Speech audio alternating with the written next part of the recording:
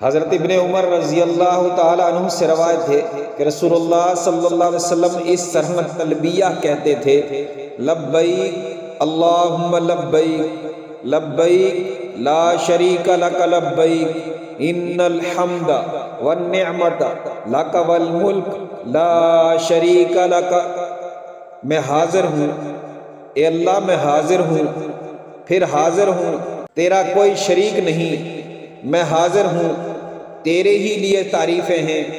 تو ہی ساری نعمتوں اور بادشاہوں کا مالک ہے، تیرا کوئی شریک نہیں۔ دوسری روایت میں ہے،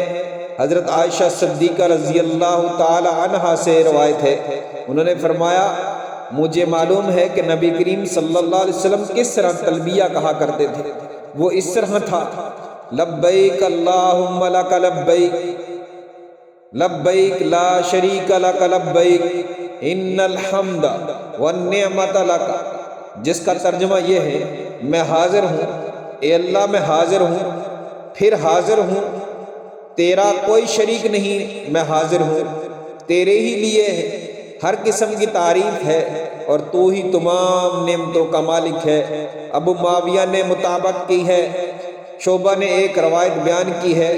جس میں ابو عطیہ کہتے ہیں کہ میں نے حضرت عائشہ صدیقہ رضی اللہ تعالی عنہا سے سنا ہے